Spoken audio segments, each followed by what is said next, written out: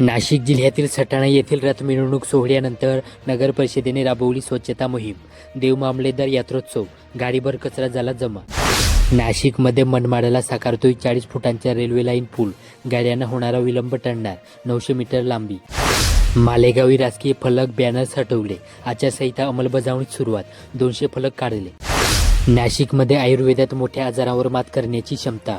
तोडकर, वडनेर भैरव येथे युथ फेस्टिवलचा समारोप. कळवण बुद्रुक सोसायटी अध्यक्षपदी काकाजी पगार यांची बिनविरोध निवड. नाशिकमध्ये जुनी शेंबडी येथे शेत शिवारातील जाऊन शालेय विद्यार्थ्यांनी घेतले शेतीचे धडे. आधुनिक शेती यंत्राबाबत कुतूहल. नाशिकमध्ये नांदगावी तलाठ्यांच्या कामकाजावर बहिष्कार, तहसीलदारांना दिले निवेदन. नाशिकमध्ये कळवण शहरात संत भवन उभारण्याची 12 बलुतेदार समाजाची मागणी. नगराध्यक्ष कौतिक पगार यांना दिले निवेदन. त्र्यंबकेश्वर येथे तुपादेवी फाट्यावरील लोजवर पोलिसांच्या छापा. बनावट ग्राहक पाठवून केला दही विक्रींचा पर्दाफाश. विंचूर येथे बिबट्याच्या वावर आणि AI फोटोचा कहर. कारवाईची ग्रामस्थांची मागणी. बनावट फोटो करून सोशल मीडियावर व्हायरल. कृषी पंपासाठी दिवसा वीज पुरवठ्याची मागणी. येवल्यात संतप्त शेतकऱ्यांचा आक्रोश मोर्चा. आंदोलनाचा इशारा. त्र्यंबकच्या दर्शन पथकाचे अंतर केले निम्मे. विकास कामांना मिळणार गती. सिंहस्थ पूर्वच्या कामांना वेग. 275 कोटींची 4 प्रमुख कामे सुरू.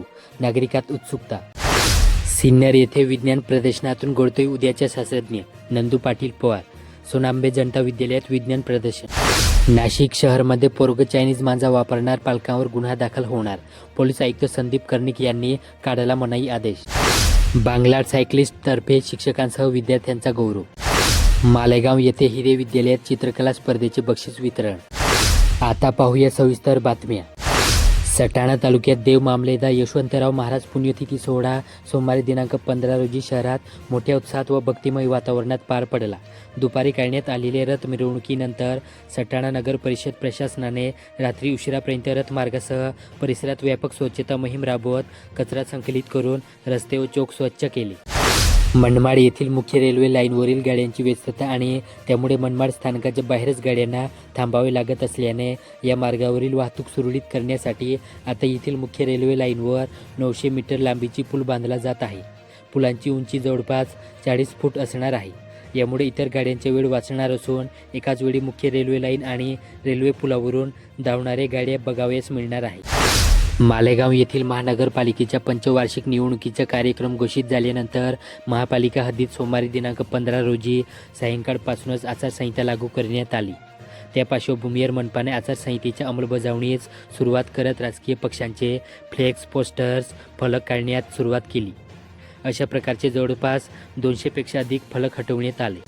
वडनेर भैरव येथे आयुर्वेदात घरगुती इलाजामध्ये मोठ्या आजारावर मात करण्याची क्षमता असून भारतीय ऋषीमुनींनी आयुर्वेदाच्या माध्यमातून दिलेल्या ह्या ज्ञानाचा आपण वापर करायला हवे, असे मत व्याख्याते स्वागत तोडकर यांनी व्यक्त केले.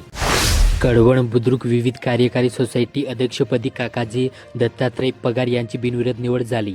संस्थेचे मावळते अध्यक्ष किरण पगार यांनी आवर्तन पद्धतीने सभापती पदाचा राजीनामा दिल्यामुळे रिक्त झालेल्या जागेवर पगार यांची निवड करण्यात आली.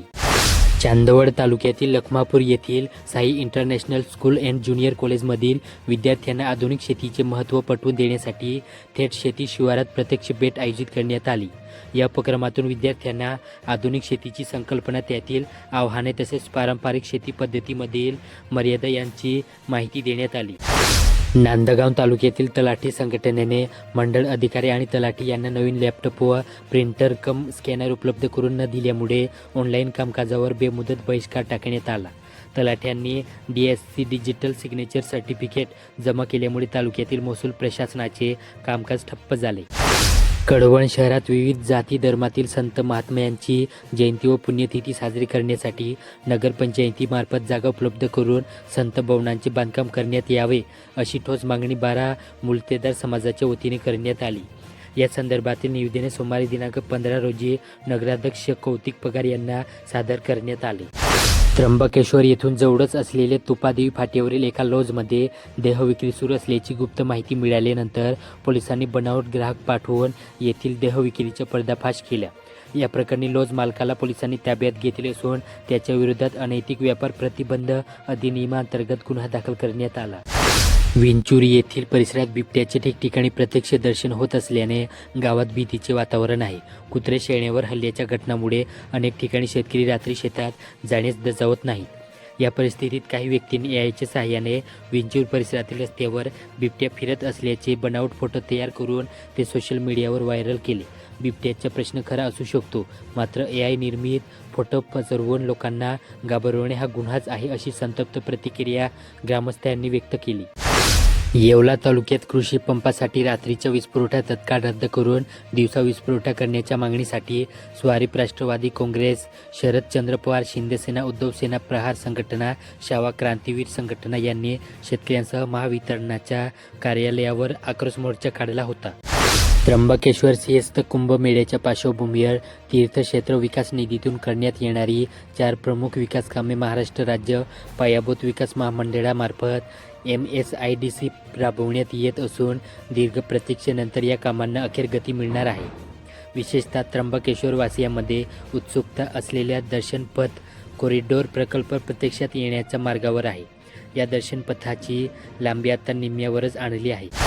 सिन्नर येथे विज्ञान प्रदर्शन भरवल्यामुळे वैज्ञानिक दृष्टिकोन विकसित होतो. अशाच उपक्रमातून उद्याचे शास्त्रज्ञ घडतात, असे प्रतिपादन चंदू पाटील पवार यांनी केले. नाशिक शहर व परिसरात नायलॉन चायनीज मांजाची विक्री, वापर, साठवणूक व निर्मितीवर बंदी घालण्यात आली. नायलॉन चायनीज मांजाचा वापर करताना अल्पवयीन आढळून आल्यास त्याच्या पालकाविरुद्ध गुन्हे दाखल करण्यात येणार असल्याचे पोलीस आयुक्त संदीप कर्णिक यांनी यापूर्वी स्पष्ट केले आहे.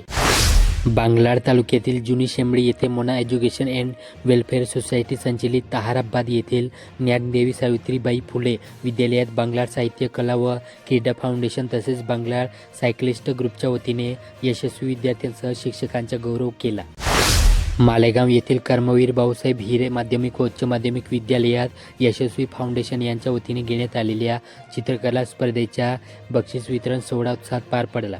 कार्यक्रमाच्या अध्यक्षस्थानी प्राचार्य प्रफुल्ल निकम होते, तर प्रमुख पाहुणे म्हणून रोटरी क्लबचे प्रेसिडेंट डॉक्टर ज्ञानेश्वर सोनवणे होते. व्यासपीठावर उपमुख्याध्यापक नितीन गवळी, पर्यवेक्षक केशव देवरे, यशस्वी फाउंडेशनचे संस्थापक पंकज गुंजाळ, व्यवस्थापक गीतेश हिरे उपस्थित होते. यावेळी स्पर्धेतून प्रथम 3 क्रमांकांची निवड करण्यात आली.